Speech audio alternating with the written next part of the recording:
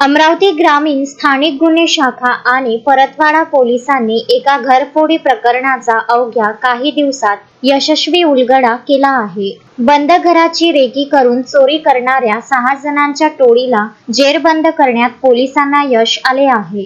तक्रारदार मोहम्मद सादिक मोहम्मद उमर यांच्या परतवाडा येथील बंद घराचे कुलूप तोडून अज्ञात चोरांनी घरात प्रवेश केला.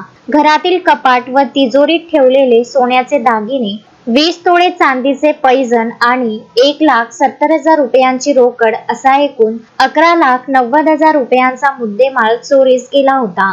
या प्रकरणी पोलीस स्टेशन परतवाडा येथे गुन्हा दाखल करण्यात आला होता. गुन्ह्याचे गांभीर्य लक्षात घेता वरिष्ठ पोलीस अधिकाऱ्यांच्या मार्गदर्शनाखाली स्थानिक गुन्हे शाखेचे पथक तयार करण्यात आले. पोलिसांनी पारंपरिक तपासासोबतच तांत्रिक तपासाची सांगड घालत तब्बल 80 सीसीटीव्ही कॅमेऱ्यांची पाहणी केली आणि 210 सीडीआरचे तांत्रिक विश्लेषण केले. गोपनीय माहितीच्या आधारे सापळा रचून पोलिसांनी 4 आरोपींना सुरुवातीला ताब्यात घेतले. नंतर इतर आरोपींचा सहभाग निष्पन्न झाल्याने एकूण 6 जणांना अटक करण्यात आली. पोलिसांनी आरोपींकडून चोरीला गेलेला मुद्देमाल आणि गुन्ह्यात वापरलेली साधने हस्तगत केली आहेत. यामध्ये सोन्याचे व चांदीचे दागिने 67.2 ग्रॅम, रोकड 76,700 रुपये, 3 वाहने आणि 5 मोबाईल फोन असा एकूण 11,22,686 रुपये किमतीचा मुद्देमाल जप्त करण्यात आला आहे.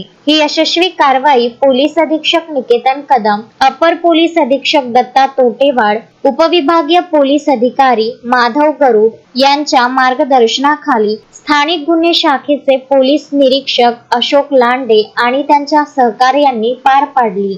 अमरावती ग्रामीण पोलिसांच्या या कामगिरीचे सर्वत्र कौतुक होत आहे. पंकज साबू, विदर्भ न्यूज, परतवाडा.